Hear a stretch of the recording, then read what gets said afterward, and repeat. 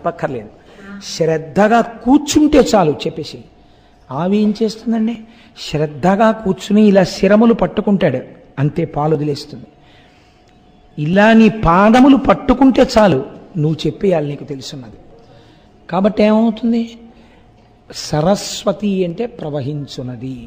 ఏది ప్రవహిస్తోందో అది సరస్వతి, అది ఉద్ధరిస్తోంది, జ్ఞానులను చేస్తోంది. సరస్వతి ఆగదు. అలా గంగ కూడా ఆగకూడదు. పవిత్రం చెయ్యడం, జ్ఞానం ఇవ్వడం అన్నది అలా వెళ్ళిపోతూనే ఉండాలి. ఇది ఎక్కడుంది, శివుడి జటాజూటంలో ఉంది.